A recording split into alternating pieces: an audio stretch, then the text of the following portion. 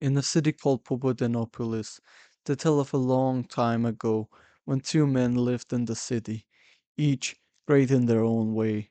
The first, named Oholus, a man great in strength, a man who was blessed with being a great deal taller than anyone else in the city, and likewise a great deal stronger than anyone else, but also a man possessing an ill temper and an ego.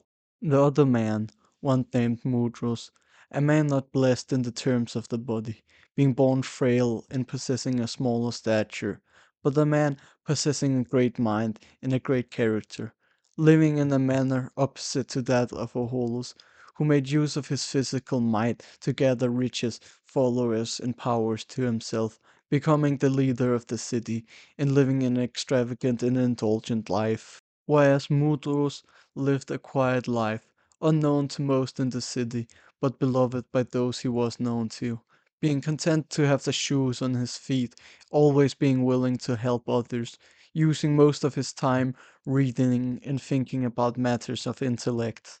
But one day, a family called the Radobasians had a problem they could not fix themselves, so they decided to send for help, but they could not agree on who to call on. The son wanting to call on Oholus, saying, "He is the smartest man in the city. How else could he have gotten himself to where he is? We must call on him for his assistance." While the mother wanted to call on Mudros, saying, "Son, you are mistaken. You have mistaken glamour for greatness. Mudros is the smartest man. We must send for his assistance." Being unable to agree, they sent for both. Word first reached Oholus, who, seeing an opportunity to show off his greatness, agreed to help, telling that he shall come when he has finished counting if he has been given enough tax by a shepherd. When word reached Mudros, he out of his boundless helpfulness agreed to help, setting out for the family's home immediately. Arriving first, and after hearing what the problem was, started to give a solution. When a little after he finished reciting his problem's plan, Oholus, along with his entourage, arrived, asking what the problem was.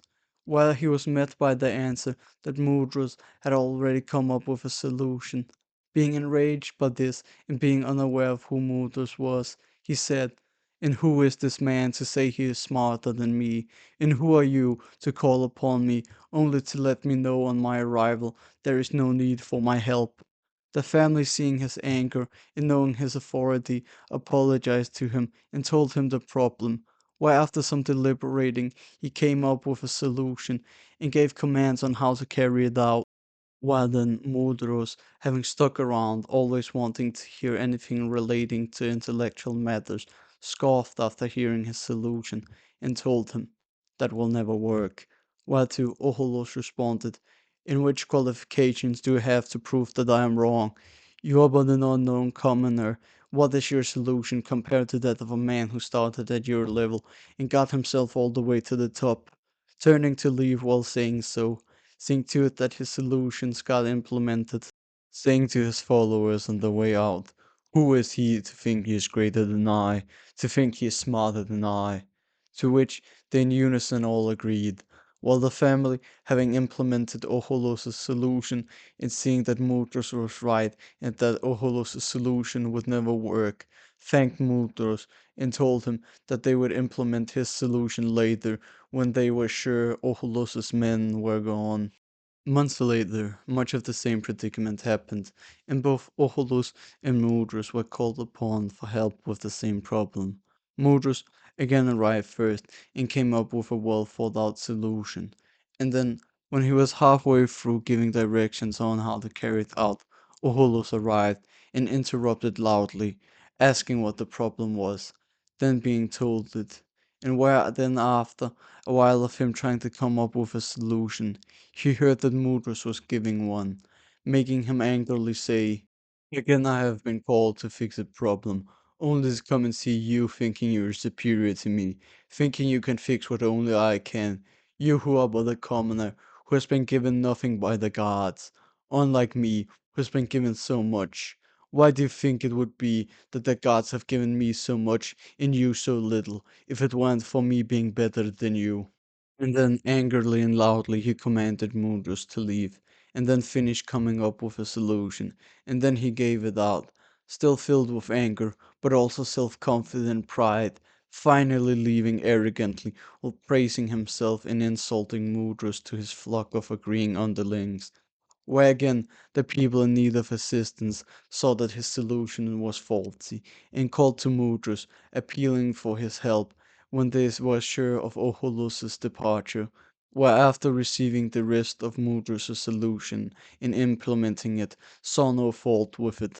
And then again, some months later, both Oholus and Mudros were called to help with the same issue, though this time Mudros had already finished coming up with giving and seeing his solution be implemented, and seeing it worked before Oholus and his subordinates arrived, where then hearing Mudros being thanked for his assistance in fixing the problem, Oholus lashed out furiously, yelling, "Again I am called on, only to come and see this insolent commoner who thinks he is as great as me, trying to take my place, trying to fix what only I can fix.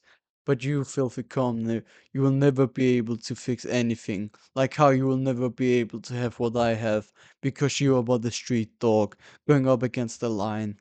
To which the normally calm Mudros irritatedly replied with, "You say this, but everything you claim to fix falls apart the second you look away, and then I have to be called on to actually fix it. And you claim that I want to replace you, like I would ever want to live or be as you."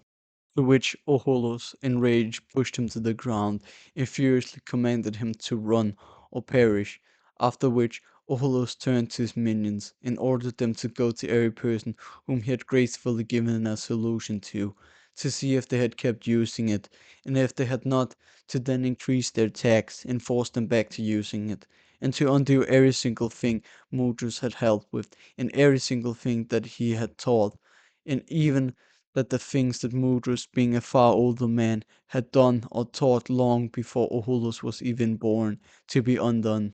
And lastly, he ordered them to stop Mudros from ever helping anyone again. Where again, after some months had passed, Oholus and his entourage, prancing around the town square, saw Mudros helping someone, to which Oholus loudly and proudly yelled bullishly at Mudros from a distance, "Street dog, stop what you are doing now, or you will lose your hand." To which Mudros angrily responded, "Why should I listen to you, you who can only win intellectually when you threaten people?" To which Oholus, starting to turn angry, replied, "You say that so confidently, yet which of us is it that has everything, and which is it that has nothing? Which of us is it that every intellectual in the city agrees with, and which of us is it that when they bring up a new idea, always have those same intellectuals agreeing with them, and which of us is it that doesn't?" To which Mudrush grinning responded with, "Do you actually think everyone likes and agrees with you? Do you not realize that everyone only acts as if they like and agree with you, either because they're scared of you or because they want something from you? Do you not realize you have only gotten to where you are for the same reasons, not because you're intelligent? The truth is, if everyone actually liked you as much as you think they do, and listened to what you have to say and went different behind your back, this place would be falling apart because you're nothing short of an idiot who got lucky." And it made Oholos boil with rage and walk towards him. And then while Oholos started to pull out his spear, Mudrus half laughingly said, "Having to use weapons to win an argument proves that you were wrong," right before Oholos stabbed him in the neck, causing him to fall dead onto the ground in front of the eyes of everyone in the entire plaza.